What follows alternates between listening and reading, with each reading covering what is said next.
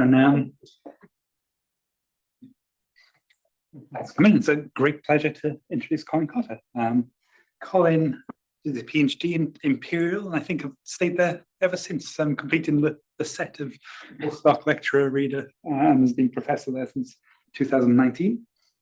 Done lots of work in lots of interesting areas for the group, including compatible finite elements for atmospheric and ocean simulation, methods for oscillatory PDEs, parallel time methods, data assimilation methods, and which is of interest to the CCP and data-centric computational mechanics. And yeah, today's talking about iterative solving Helmholtz equations. So, okay. Thanks for the nice introduction and the invitation to come and speak to you. My first time here, but my father did his apprenticeship, which sponsored him through his degree between 1969 and 1973 at the HSS lab. So I don't, I'll have to talk to him later to find out if anything looks the same, but probably it doesn't. So yeah, so there are some connections. Okay, so I'm going to talk to you about this problem. It's some work that's in a paper that's on the archive, although we're about to update it, with Joshua Hope Collins, who is a research associate working with me. Some of you might know him, and Kaz Knoke, who's a PhD student with Patrick Farrell in Oxford. So Kaz did his undergraduate degree at Imperial, and so he was my who did a summer intern with me in on this topic. And so I originally got into it. I'm not really an expert in Helmholtz equation, and so I tried to catch up with much on the literature as I can. So the story of how I got into this is that during our work on time parallel methods, there were systems which were coming up which were hard to solve, and I was just going around to everybody, showing them at conferences, saying, how would you solve this numerically? And someone, Robert Kirby, suggested that I look into HSS iteration, and I eventually realized that it doesn't help, because it turns out the amount of work that you need to do gives you an algorithm which is equivalent to, you might as well just solve it in serial, in fact. But I think it's interesting for Helmholtz equation, and it also sort of has, I think it has a nice sort of pedagogical flavor, so it's kind of connects together with between linear algebra and PDEs and things like that. So it's fun to talk about and work with students on. Okay, so we're just looking at the scalar Helmholtz equation, which is obtained by taking the wave equation and then Fourier transforming in time. And then it's a second order PDE. And the nasty thing about it is it's indefinite. So this minus sign here, so K is the frequency in time, and then there's a minus sign here, which is making the equation indefinite. So if you put a plus here instead of a minus, then this is the sort of like the hello world of PDEs that you just work with in discretizations numerically. Then you put the minus there, and it's much nastier. And the reason it's nasty from a point of view of iterative numerics is that the Green's function looks very nasty. It's oscillatory. So whereas with the positive sign, the Green's function is exponentially decaying. So if you do some very simple iterative method with the positive definite version, then it's just enough just to move error from one point to another and keep moving it around until the error is reduced. Whereas if the Green's function is oscillatory, then phase information is important as well. And then the sort of standard iterative methods don't sort of deal with that phase in the same way, which makes it nasty. Okay, so I'm just going to describe the problem setup. So F is known, and then I want to know U. And I'm solving the problem in some kind of domain that has a boundary. And then on part of the boundary, I can set a Dirichlet condition. Here I've just put 0, but you could have a non-zero Dirichlet condition, or probably be more interesting to do that. And then there's also on the rest of the boundary, I've got a radiation condition. So this is the Sommerfeld approximate radiation condition. So the exact radiation condition would be that you want all of the waves to leave the domain and not reflect back in. So this boundary condition does do that if you're on a circle of infinite radius. And then if you apply that on a finite domain, then it's just absorbing most of the waves. So there's lots of work on perfectly matched layers and things like that to be more fancy, but I'm just discussing this case because that's where the kind of the analysis is known. And then, if you have a more fancy absorbing boundary condition, then you can precondition the problem with this one and then iterate or something like that. Okay, and then notice that the interesting thing about the boundary condition is that it introduces some, even if everything is real on the right-hand side, it introduces some complex values into the solution relate. So it's a Robin condition that's relating the normal derivative and the value at the solution. Okay, and then K is real and positive, and problems start when K gets very large. So that's when it becomes difficult to solve using an iterative method. If K is relatively small, then everything is fine. Okay. So okay, so I've just written down the problem again, just so you can see it on the same board. But now I've made a change, which is instead of writing minus k squared here, now I've shifted the problem. So I've introduced a new parameter delta, which is positive, or at least non-negative. And so delta is a damping parameter. So you could think of it as modeling a material that's absorbing the waves as they're going through. And so now we've got a whole family of problems. So fixing K for a second, we've got a whole family of problems with delta positive. And then an idea of how to solve the problem with delta equals 0 is to, okay, so we discretize this problem, then we're going to get a matrix which is parameterized by delta, multiplied by a vector, which will be the values of u. I'm going to use a finite element method, so it will be basis coefficients of u, and then some right-hand side b, which incorporates f and any non-zero boundary conditions. Okay, so a sort of like a popular idea to solve. So what we want to do is we want to solve the problem a0x equals b, and then a approach to that is to use positive delta as a preconditioner. So let's say that you have a good way of solving the problem for delta greater than 0. Then you can either think of preconditioning the problem, so conceptually left multiplying by the inverse of a delta, and then solving that problem, or you could think about it more simply as a stationary method. So you could have some stationary iterative method where you've got iterations xn, and then you want the solution xn to converge to the solution as n goes to infinity. And so here we've got a delta on the left-hand side. So if you've got to solve for a delta, and this allows you to update xn plus 1 from xn. And then because, so I'll mostly talk about stationary methods, but if you've got something that converges well as a stationary method, then it should work as a precondition as well for a Krylov method, but don't really want to get into that.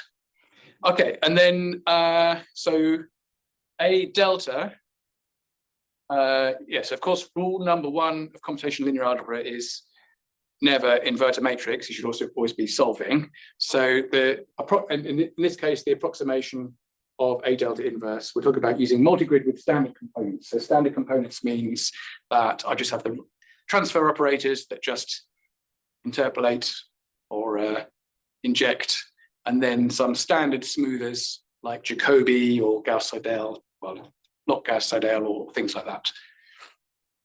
So that's the sort of the setup. So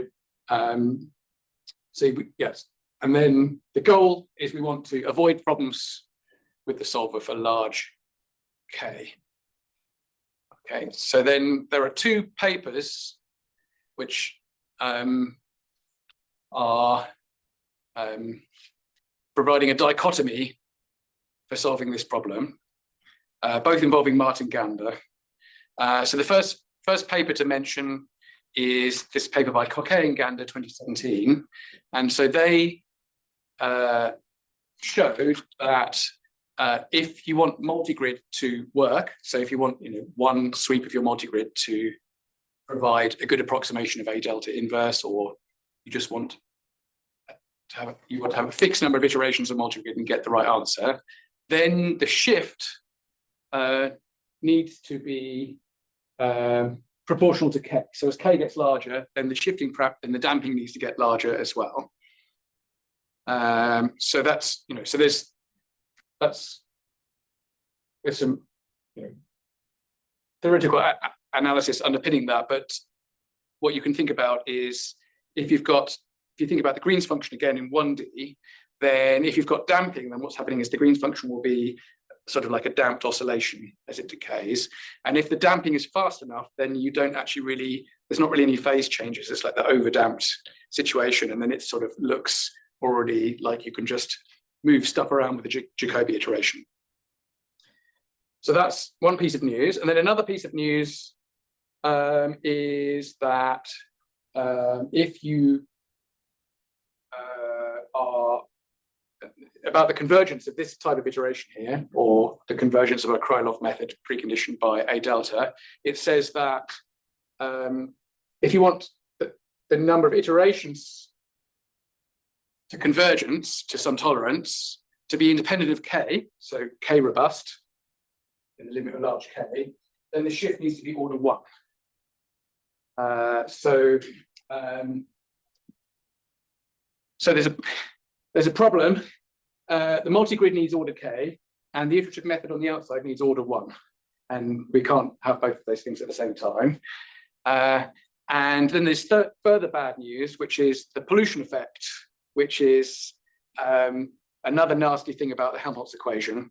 So if you have that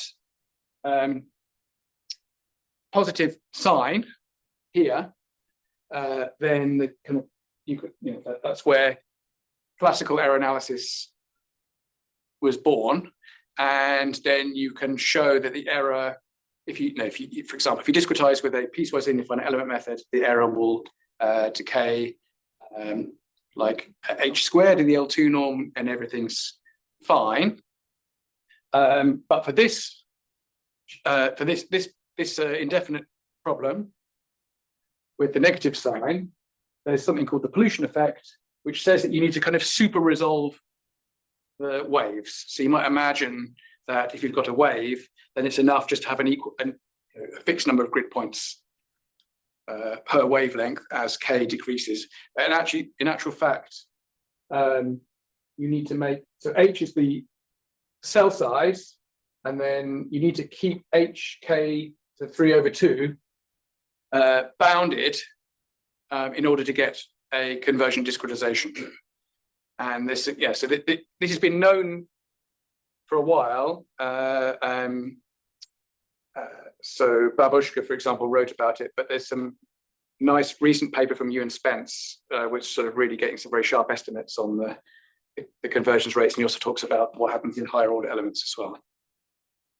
Okay, so this is bad. So this means that I need to make my resolution super fine, and then that means that I really want an efficient method of solving it, and I have to have a big shift for my multigrid to work, and I have to have a small shift for the outer iteration to work.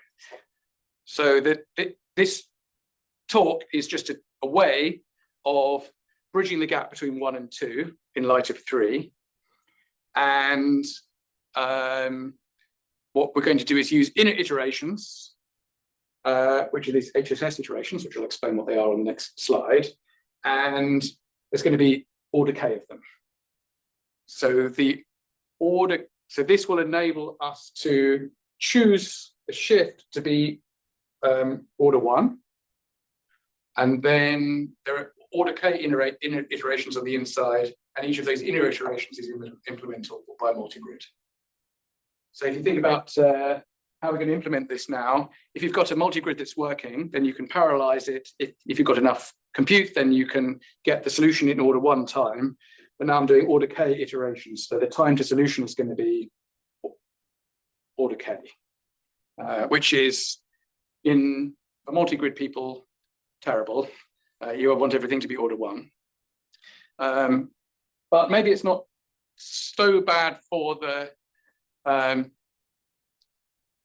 Helmholtz equation if we kind of have a look around at other methods. So this is not a comprehensive sweep through the entire literature, but some results that I've found. So there's a lot of interest in a recent paper by Towers et al., which is a type of sweeping method. So what happens in sweeping methods is it's a coping strategy for, I want to use a direct solver, but I can't fit it all on my computer. So you divide the domain into bits, and then slices or something like that, use a direct solver on the slice, and then do some clever boundary conditions and then iterate.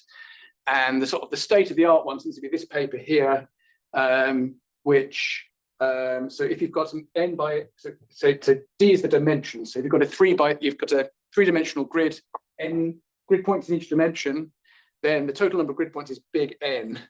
And then you can have order little n cores, and then the total amount of work is order big N log k divided by p. So that's definitely not, so that's not too bad with respect to k, but now the amount of work that you're doing is kind of growing with the resolution quite a lot. Yeah, so domain decomposition methods is another approach which is kind of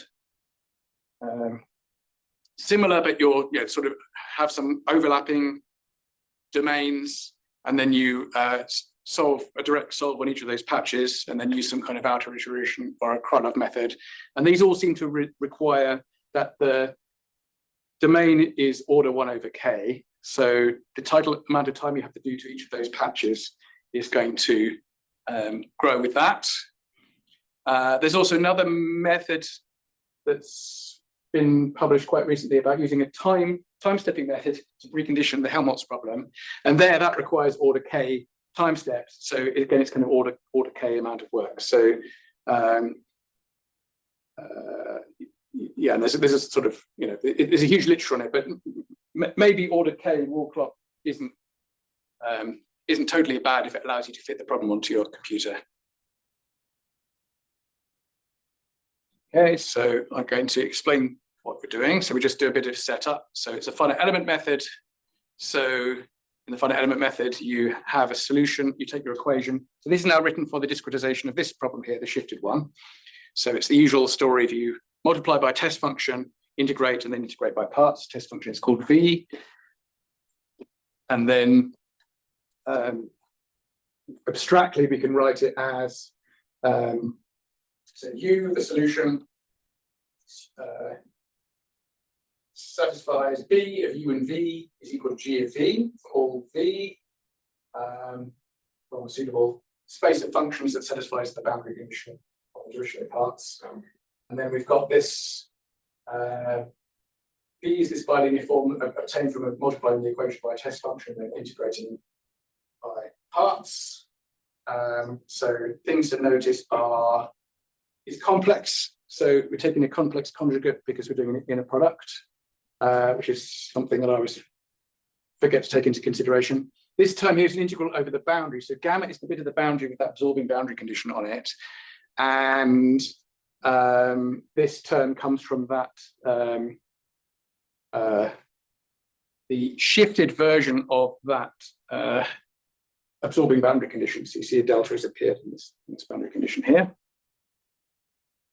And then G is just multiplication by the test function of the right-hand side. Okay, and then so that's the kind of the variational formulation of it. And then the finite element discretization, you just replace the space of all functions satisfying the boundary condition with a continuous finite element space. So I'm doing it in the finite element setting, but it's nothing really special about that. So I think the same arguments would work with finite difference. It's just that I don't have the same machinery to. Okay. All right. So then that produces at the end of it a matrix vector system, since what I'm doing is substituting basis functions into u and v in that assembler sparse matrix that I have to solve iteratively. Okay, so what is this HSS thing? So HSS stands for Hermitian Skew-Hermitian Splitting, and there's a lot of papers about it which stem from the kind of last kind of major bit of work that Jean Golub was working on in the early 2000s. So there's a whole bunch of papers by Bai and Golub and others doing different variants of it. And so the idea is that you take a matrix A and you split it into a Hermitian and a skew-Hermitian part. So if it was real, that would be symmetric and anti-symmetric. And then Hermitian means that if you transpose and take the complex conjugate, then you get the same thing.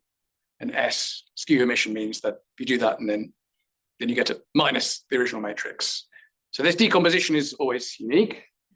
And then the classical splitting method, so it's a two-step splitting method, a bit like an ADI or something like that.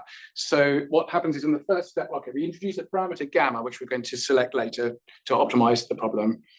And you, so in the first step of the splitting, you keep the H on the left-hand side, move the S to the right-hand side, and then you have gamma times identity to both sides. So then you solve for xn plus a half. And then, so it kind of assumes that you've got some good solver for solving this Hermitian system. It's, so if it was positive definite, Hermitian positive definite, then tools for that. And then in the second step, so that gets us from xn to xn plus a half, halfway through the iteration. And then the second step, you take xn plus a half, and then you now you keep the s on the left with the gamma, and then move the h to the right, and that defines xn plus 1. Okay, so this is a two-stage iteration. Okay, so why is that good?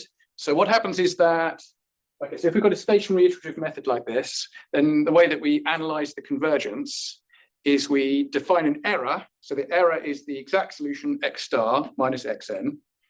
And then you find the equation for relating the error at iteration n to iteration n plus 1. So this is something that's in all nice computational linear algebra textbooks.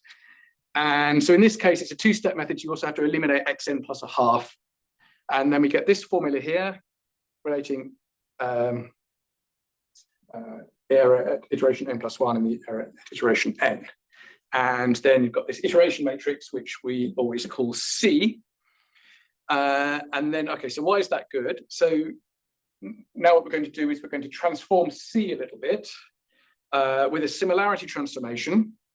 So I'm going to multiply on the left by gamma I plus S and on the right by gamma I plus S inverse. So this is a similarity transformation, which means I'm preserving the eigenvalues of C. And so this, the idea is that this gamma I plus S on the left should cancel the inverse here, and then move something to the right. And then the point of that is that then now it turns into a product of two things, one involving H and one involving S. And so I want to know what the eigenvalues of C are, because if they're all strictly less than 1, then my method will converge. And the smaller the maximum, the smaller the spectral radius of that iteration matrix, the faster it's going, the method is going to converge. And then I can, okay, so now I'm looking at the spectral radius of C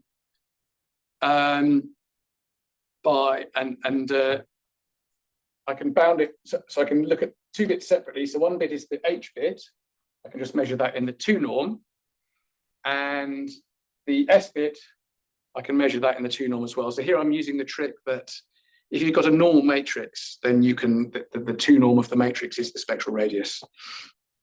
So I'm just doing that here and here. And the whole point is that this quantity involving the S, so you've got gamma I minus S multiplied by inverse of gamma I plus S. And that's a Cayley transformation. So this product, if S is skew-Hermitian, then the product is unitary. So that's, which means that it's going to have norm 1. And so that means that the spectral radius of C, the decay rate of these eigenvectors, is completely independent of S. So we've got rid of S. Now we only care about this term, making this term as small as possible. And then, so this is where you now would want to tune gamma. So you can, so an estimate for this norm is you find all the eigenvalues of H, and then the maximum over all of, take the maximum over all of those eigenvalues, which are positive, real, and find this ratio, gamma minus lambda I, gamma plus lambda I. And then you can tune, so you could then, if you know what the eigenvalues of H are, then you could try to tune the method to minimize this spectral radius. Okay, so I don't actually use that in my stuff because H is going to be very simple, but so the whole point of this is that the convergence behavior of this iteration is now independent of S. Doesn't matter what S is as long as it's antisymmetric. So so then I just have to worry about what I'm doing with H. Okay, so how does this look? How do we make this work for this Helmholtz problem? Okay, so I'm going to concentrate on the situation where delta is positive. So I'm now studying this shifted problem with the damping, and I'm going to apply an HSS iteration to it. So the first thing I do is I take my equation here, and I'm going to multiply it by I, and then all of the I bits are, so you can see that everything is symmetric here, and between U and V. So in fact, finding the Hermitian and the Skew-Hermitian part of this operator that maps from F to U, maps from U to F is very simple, because just everything with an I in it is the Skew-Hermitian part, and everything that doesn't have an I in it is the Hermitian part. So the way I like to think about it is that what we can do is we can find all of the I stuff, and we can define an operator that maps from the finite element space to itself. I'm going to call that operator S. And I'm going to choose a particular inner product. So these brackets, so this H is my inner product. So you put in a function into each slot and they get out a number. And my notation is that the brackets, just the regular angled brackets is just the L2 inner product. So I multiply those two functions together and integrate over the domain. And then the double brackets are the same thing, but just integrating over gamma, which is the bit of the boundary which satisfies the absorbing boundary condition. And so that's my definition for this, H. And then I'm defining S such that when you take S, apply it to U, and then take the inner product using the special H inner product with V, and I get all of this stuff. And that's my definition. And so S is clearly a Skew-Hermitian operator from the finite element method to itself, because if I swap U and V, then I'm just then I'll just exchange U and V and all of these inner products, and the only thing that's coming out different is because V. I take the complex conjugate is a sesquilinear form, so then the sign flips in all of these bits. Okay, so then if we kind of go back to this equation, I don't quite have time to walk you through it really slowly, but so our original formulation, then we can absorb everything that doesn't have an I into an identity operator inside this H, and then all of this skew-symmetric stuff I have in the S, and I'm defining this FH. It's a bit like a change of variables, so I'm trying to find the FH that when I put it in my H inner product with V, then I get the same thing as the regular inner product with V with F multiplied by I. So this is my abstract way of writing this formula at the top. So identity in S are maps from the finite element space to itself. with this special norm. Okay, and then so now I've got this kind of even though now I'm working with operators and not just matrices, I can just write down the same kind of iteration. So with respect to this special norm, my matrix, my operator in the equation has a very simple splitting into Hermitian and Skew-Hermitian parts, because the Hermitian part is just the identity as a result of choosing this fancy norm. Oh, I should mention there's some parameter dependence in the norm. Let's have a look at that. So there's a k, and a delta. So this norm depends on the parameters. Okay, so then we tried to plug this into the HSS iteration. So okay, so the first step. So here, previously every time we had an H, now we just had an I, and that makes so we have got the two steps, and that makes it very easy to eliminate the intermediate step, and then we just arrive at this point. So on the left, I've got gamma I plus S, UN plus 1, and then it equals this ratio, gamma I minus S times UN plus a rescaled right-hand side. Okay, and then the whole point of this is that now, if I invert this operator and then compute a error iteration matrix, then I'm going to have EK plus 1 is equal to this ratio times gamma I plus S inverse times gamma I minus S applied to EK. So that means that now it's very simple. I can just see that the error in this special norm goes down by a factor of gamma minus 1 to gamma plus 1 every single iteration. Okay. So I could have said nothing about HSS iteration. I could have just written this down, but I think it's interesting to see where it came from. I didn't just kind of dream it up out of nowhere. Maybe someone who knows what they're doing might have done so, but that's not what I did. Okay. All right. So what's the point? Okay. So in the general HSS framework, there was this step of optimizing gamma to get the fastest decay of the eigenmodes of the solution. So we could just optimize gamma very simply here. The optimal value of gamma is 1, but then this doesn't really make any sense at all, because in fact, if gamma is equal to 1, then we're just back to the original problem that we had to solve in the first place. So it clearly doesn't make any sense to choose gamma equals 1. However, what I realized is that we can choose a suboptimal gamma. So instead of choosing gamma equals 1, I'm going to choose gamma equals k. So it's not going to now decay at the optimal rate, far from it. But now we've got a k on the shift instead of just identity. And so that means that when we go back to the original PDE, we've got a new shifted problem to solve in each iteration. Delta is proportional to k, which is what I told you was going to make multigrid work. Okay, so this is so choosing gamma equals k. This is my stationary iteration, which I'm now going to study for the rest of the time I'm talking. Okay, and then the convergence rate bound is that the error in the H norm will go down by a factor of k minus 1 divided by k plus 1. And then it's handy to divide top and bottom by k. And then you can, if for large k, you can use a binomial expansion. And you can see that the reduction in the error in the k norm is going to be at least 1 minus 2 divided by k,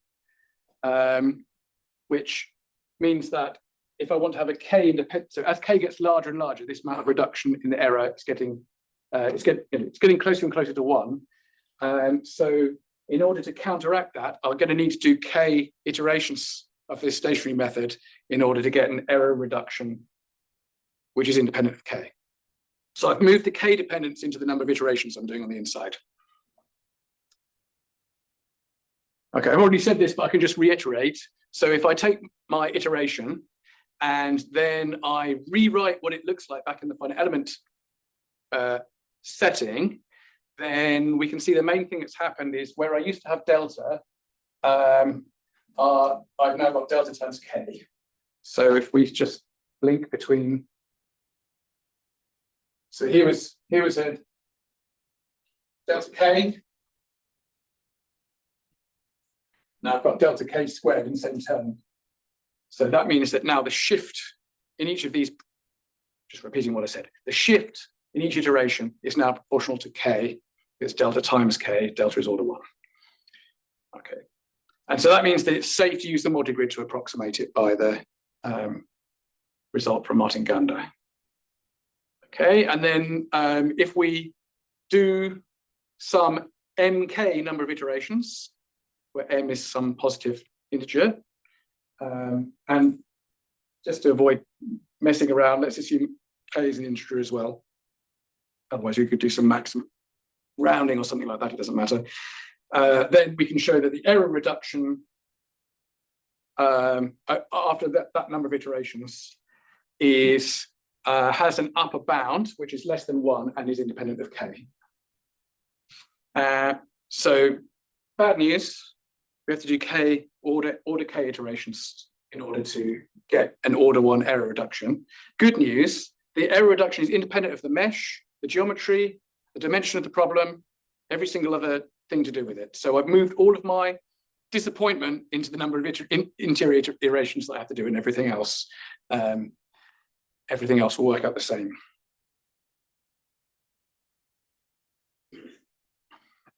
Okay, so everything that I just said was for positive delta. That's why I started here with positive delta. So now, how do we get to the purely indefinite problem with delta equals 0, the classical Helmholtz problem?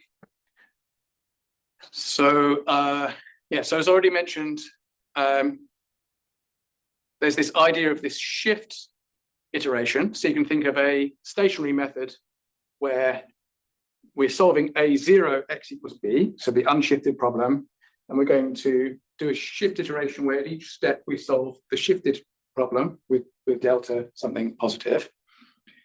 And so that problem, if we go to this abstract setting with the norm and this definition of S, then it looks like this: 1 plus S, un plus 1 equals S. That should be a un, sorry, plus FH. And so then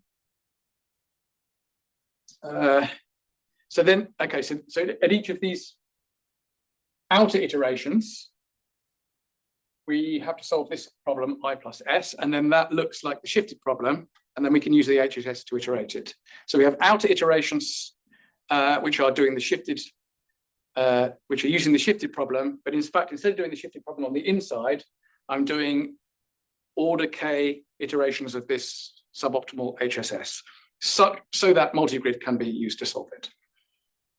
Okay, and then yeah, so that's what I've written here. So in fact, we're now oh, that's written wrong. Sorry, there's some errors on this slide. This outer iteration should have S minus, what should this say?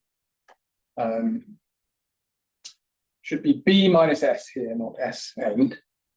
And then the in iteration B, so B just represents doing order K of my shifted HSS iterations with this suboptimal gamma choice at each iteration.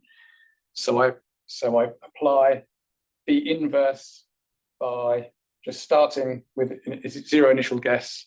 Then I've got the thing that I'm applying the operator to is psi, and then I do these iterations. And then each inner iteration is again healthy for multigrid, or you can use a Krylov method if you want to.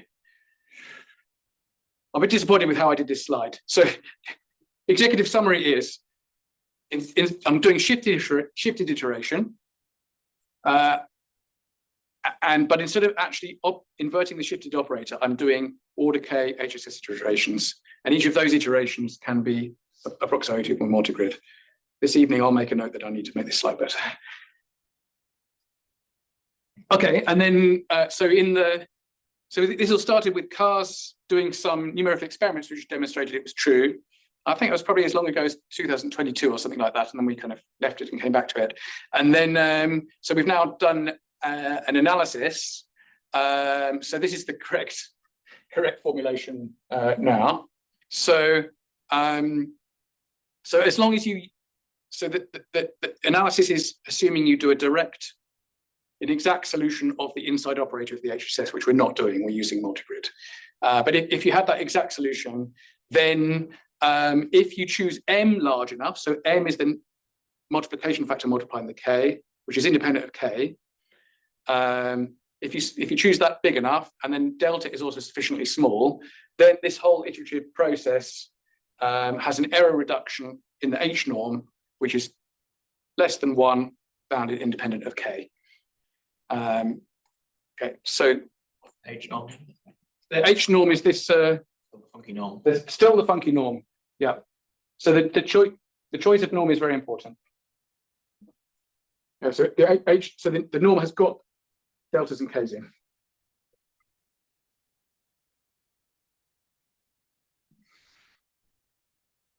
Okay, so Delta yeah. is 0. So delta in the problem we want to solve, delta is 0. You then pick a delta as the shift parameter, and then that defines the norm of the reduction. Okay, so the norm is Yeah, taken with yeah, a non-zero. yeah. Okay, so yeah, so what we're showing is that you can get your error down, but to below whatever your tolerance is in a number of iterations. That's independent of k, as long as you do this order k work on the inside, and then everything is independent of mesh, dimension, geometry, everything. Okay, so the way that we prove it is we've got this operator. So we're using b as this k order k iterations applied to the shifted operator as a precondition for S. So we want to show that the norm of this quantity is less than 1 with an upper bound that's independent of k. So we do some dancing around, and we can split it up into 2 bits. So one bit comes from the shifted problem, which we know we can bound as we did before, and then the only other bit is showing that the shift, using the shift as a preconditioner for the full problem, also has a number of iterations, or it is also reducing the error by enough. So, okay, so term 1 is bounded by the HSS stuff, and then term 2 is bounded in this paper by Gander, Graham, and Spence, with the only twist is that they have a different norm, which they use to do the analysis. So actually, the only work that we need to do is shuffle around the norm a bit. Okay, so we just focus on this second part. So we want to bound this by a constant that's less than 1 independent of k. Okay, so how do you do this? So what you do is you think of some input to the operator u0, and then you get an output u. And then if you can bound, sorry, there's more errors here. There should be u equals u0 minus this thing. Then, so if you can then bound u in your norm from above by c delta times the same norm of u, then what happens is that it's an operator norm. So I just apply the operator to u0, and then measure the norm, divide by the norm of u0, and then sub it over all of u0, and then so that would mean that whole thing is less or equal to c times delta, and we're done. Okay, so how is that done? Okay, so we write this out in the finite element setup. So u0 is the input to the operator, u is the output to the operator, and then as I said, Gander, Graham, and Spence, they give us a bound for the u in terms of u0, which is what we want. The only thing is that the bound is in a different norm. They call it a 1k omega norm. So they've got this is the inner product of the gradient of u with itself plus k squared. So it's another k-dependent norm times the norm integrated over. So this double, remember the double brackets was you multiply u by itself and then integrate it over gamma, which is the bit of the domain that has the absorbing boundary condition in it. Okay, and then I had to do some norm inequality shuffling with cars in order to rewrite this thing so that it does it for the norm that we want. Okay, so in fact, all of the all of the clever analysis is actually from this paper and not from us. So the really cool thing is actually that to get this estimate, you actually have to know something about the PDE, not just the discretization of it. So what you have to do, so you use the finite element approximation, you have to think of the PDE that solves the same problem with the same right-hand side and actually bound that and then port that into the finite element thing. So it really requires some sophisticated PDE stuff that I can understand, but I wouldn't be able to do. So I'm definitely a user of that. Yeah, and then this, yeah. So our downstream use of it is much less sophisticated.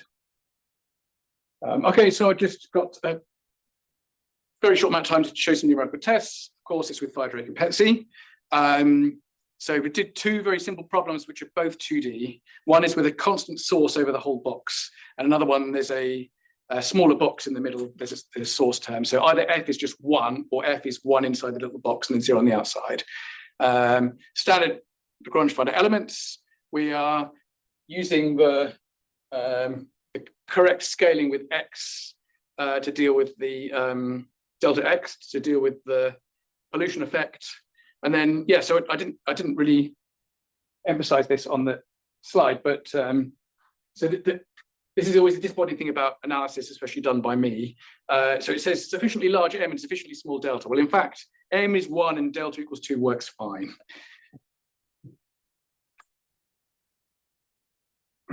Okay, and then just, so I wouldn't recommend to do this, but just to prove a point about the fact that it's really standard multigrid tools, we're using Jacobi iterations on each level, which you probably shouldn't do. I think if you want to make best use of the computer, you should probably do some more intensive smoother. And we're too busy to tune damping parameters, so I just let GMRes do that on each of the levels instead. And I'm just using standard interpolation transfer operators as supplied by Firedrake. Yeah, so I said this thing about Jacobi, right? And then on the outside, because I've used GMRes on the inside, I'm using FGMRes on the outside. So all of this stuff really annoys Andy, but he sent me an email to apologize that he can't come, so I won't have been, but Andy would be much happier if I just had one kind of method in there, but I understand completely why he says that. But we were, the alternative would be to spend a lot of time tuning the damping parameter of the smoothers, and we've got lectures to teach and proposals to write and things like that. Okay, so these are what the solutions look like at a particular value of k, which I've not written down, but you can see that there are some waves. Okay, and then we did k up to 128, which doesn't sound that impressive, but all of the other papers with analysis in don't go much further than this anyway. And then, so what you can see is that annoyingly, this m is different from the m, which I just mentioned. This is the total number of inner iterations that are done. Oh no, so I have fixed that actually, yeah. Here m is 1, sorry, m is 1. And then, so this is just showing that if you increase k, then the number of outer iterations is constant to get to the solution, and then the number of inner iterations grows with k as expected. And then we sort of underdid and overdid the number of iterations on the inside, just to show that that really is sharp, and it is, so that's good. Same for both problems. And I'm running out of time, so we can just skip forward. Oh yeah, and then we did, so that was with a direct solver, just to confirm the results of the theorem. It works. Now this is for a multigrid approximation of the problem on the inside, and you can see again, iteration count on the outside is completely independent of k, or at least asymptotically independent. Okay, and then Josh did some numerical tests using Archer 2, and so you can see here, this is k, and this is time to solution. And what we've done is we have the number of processes is proportional to k cubed, and then delta x is proportional to the k to 3/2. So this is the scaling that gives you the number of DOFs per core approximately constant. And then you can see that, as expected, the wallclock time is roughly proportional to k, but we did some slightly wonky things with number of cores per node in the experiment, so we need to rerun it in order to kind of get the really super smooth line. And then in order to justify that, in the meantime, Josh also worked out a throughput, which should kind of show the result better. So the throughput is the K times the number of degrees of freedom divided by the time to solution multiplied by the number of cores. And that's showing this kind of near perfect parallel scaling, which we went up to 324 times 10 to the 6 degrees of freedom, which is what you get here with 1024 K was 1024 K and this disastrous pollution effect, which means the number of degrees of freedom needs to go up super large. Okay, so I will leave the summary there and finish because I've run out of time. Thanks very much for listening.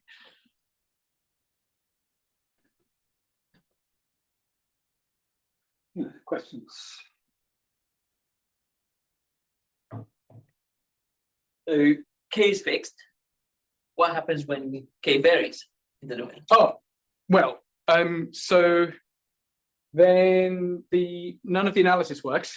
So the results from you and Spence only apply to the constant K case, but the stuff. Okay, so there's two different things. There's the order 1 K results for the outer Krylov method, and then there's the multigrid stuff. So for the multigrid stuff, the requirement that you need to have order delta is equal to order K. There's experiments in the paper where they do variable K, and then you see that the same kind of thing is happening. So as long as whatever the maximum value of K is in the domain, that's kind of the thing that's sort of controlling the convergence and the whole setup. So there's nothing built into the framework that would sort of prevent you from solving it. We need to try our own test cases for that, but the fact that multigrid works as long as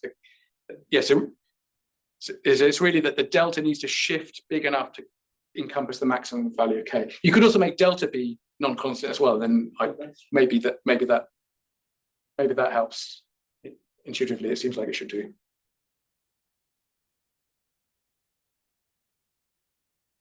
Can you explain a bit more what you mean by direct solution in bullet 5? I have to remember what I wrote here. Numerical, yeah. Oh, that's not a very good sentence. I actually just had to think about what it meant. So the thing is, the analytical results that I described is assuming you use a direct solution on the inside of the HSS to actually implement the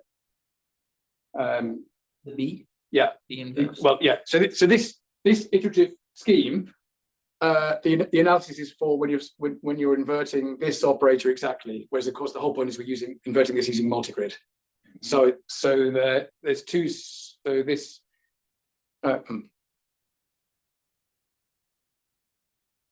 So the bullet point is just saying. So the analysis is for the case you use a direct solver, and as expected, it works with multigrid because delta is shifted. So we don't. It's just saying we don't have any analysis for the multigrid case, but numerically it works. You're still doing iteration, aren't you? I mean, Yes. Yeah. Yes. Yeah. So each outer iteration, I do K inner iterations. Each of those involves a multigrid sweep.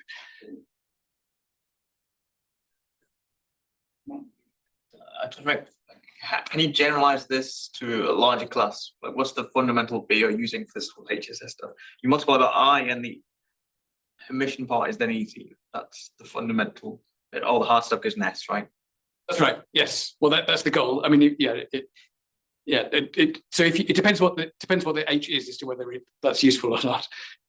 So the original HSS papers, one of the things they looked at was advection diffusion equation, and then so the problems. So it was the asymmetry in the advection operator that was kind of causing the problem. So that was kind of then lumped out and separated from the diffusion. But you still have a mesh-dependent convergence rate because you have to after tuning the gamma. But we don't see that here because my H is just identity, which is a mesh-independent thing. It work for vector Helmholtz or Maxwell. I'd like to try it. Yeah. So the multigrid.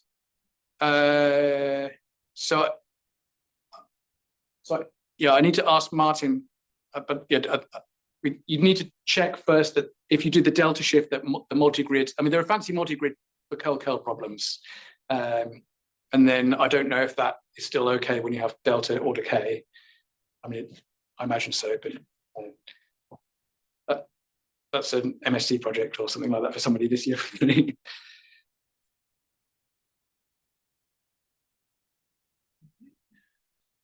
And presumably if you just use the direct method in the matrix, that would work for these problems. Oh yeah. I mean, if you have to solve a Helmholtz problem professionally, then I would strongly recommend using a direct method if you can possibly do so. But if you can't fit it, if you can't fit the problem on your system, then the examples you showed here, you could, but you could go to the theory works in 3D. Yes, There yes, you could exactly. use a direct method, and then multigrid work. Yes. Don't worry about the fact that you're doing order k iterations. Do the rounding errors accumulate if you're just doing lots? Oh, K is really large. probably, yeah. I think you'd have to be very careful with that. Would the direct solution be effective? Do you get enough parallelization with your direct? Well, I mean, the whole point is you want to avoid using the direct solution. Why? That's my question, really. So yeah, just repeat what I just said. So if you can possibly use a direct solution, you should. But Be storage only. but if you want to use a multigrid, Yeah. or the problem is too big, you can only use the multigrid. Then that's when you want to do this. Well, out of hope for big problems, it really was more efficient to use iterative methods. Yes. Yeah, that's right. But you've had to do so many in and out of that to become less efficient. Yes. Is what you're saying. Yes. Because It's hard. yeah. In memory as well. Maybe in memory, you say. It's just that little change in the sign that. Yes. Any questions online?